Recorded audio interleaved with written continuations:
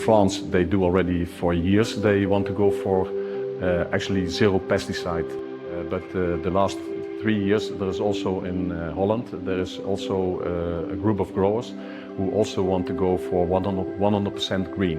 And also here, they want to use no chemical pesticide or fungicide in the greenhouse. I think that's the best security, that you have a variety what has resistance against a certain virus. But I think it's also very important to instruct the people who work in the crop in hygiene, that they have a certain pattern how they do the labor. So if you have a disease in the greenhouse, that you can conclude how the disease will develop in the greenhouse. I think it's also important to invest also in the knowledge of the people, that they can recognize a virus, that they also have the responsibility to bring it up to the management, because the first virus is actually the source of the spread. So that's important.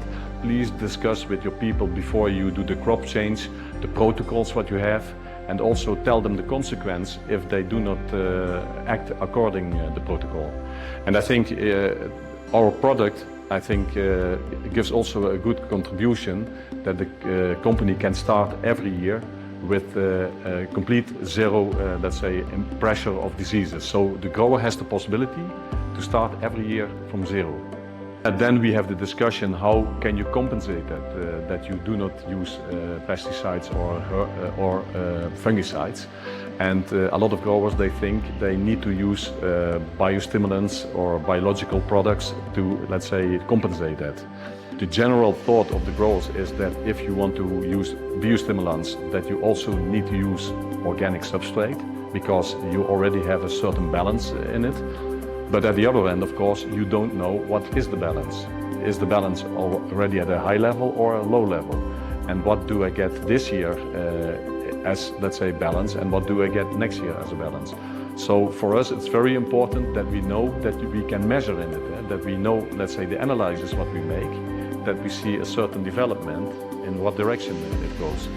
At the moment you start from zero, you know exactly what you are doing in adding something, let's say biostimulants, but also in adding, for example, the food for the biostimulant.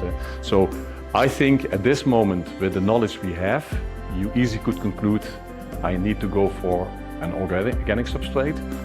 But at the other hand, thinking about it, you can say, yeah, if you want to measure, if you want to steer, if you want to control, if you want to know what you are doing, I think then it's to start from zero, it's better than to start at a certain level where you don't know what level is it and what direction should I go. If you have a lot of microbiome in your root zone, that microbiome needs food. And the food you can give via your dripper system, but the microbiome also needs food from the plant.